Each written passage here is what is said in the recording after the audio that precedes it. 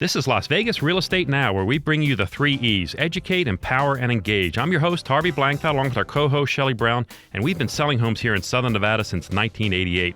Shelley and I are also very proud to be part of the Real Estate Radio Network. That is a national network of local real estate professionals delivering timely, balanced truths about local market conditions. With us in studio, we have John Morgan. He's the Vice President and Chief Title Officer of Equity Title. We're so glad to have you back. You know, we made this transition last month in October to these new closing documents. And I know that there's been some stuff happening out there, and we're all adjusting. Tell me what you've seen or what experiences you guys have had at Equity Title.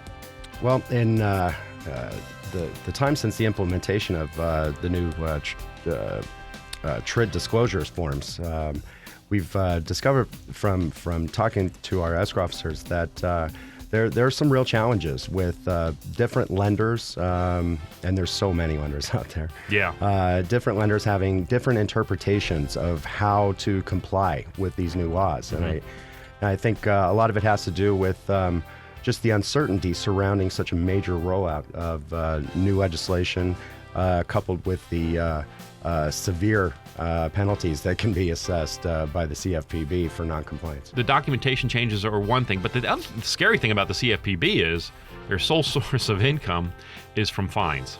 And so they don't survive unless they're fining.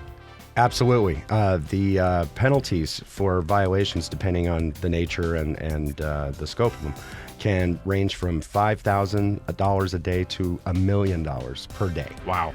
So have you seen a lot of deals close?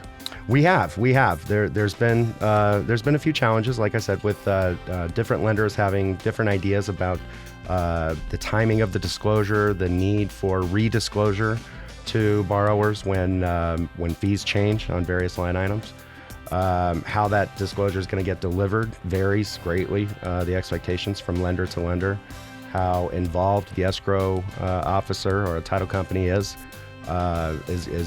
varies a lot from lender to lender. So it's just a real adjustment that we all in the title industry are having to go through. But it's interesting. The changes that were made were more to accommodate the way closings happen on the East Coast, is my understanding, as opposed to what we do out here. Yeah. The new rules of the new closing disclosure form. That's one of the pillars of these new TRID laws, right? Are really seem to be designed more for an East Coast style closing, a round table closing, as opposed to how things are done on the western half of the country, where we have escrow officers acting as settlement agents. Yeah, I think we've all agreed as we've looked at the documents that ultimately they're going to be better. I mean, they're definitely more consumer friendly. Yes, they are. They're more easily understood. Yeah, the summation on that front page is very clear. Hey, I'm going to pay this much per month. I need this much money to start, and I don't have to worry about prepayment. It's all checked off right on the front page. It is. There are some bugs that need to be worked out in the pricing of the title insurance, though, and a couple of things that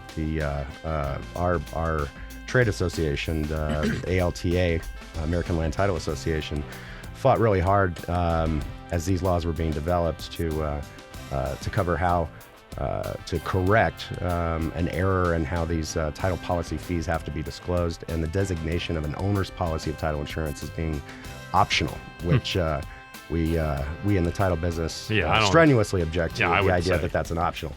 You've been listening to Las Vegas Real Estate Now with hosts Harvey Blankfeld and Shelley Brown. Please tune in every Saturday at 11 a.m. right here on News Talk 720 KDWN.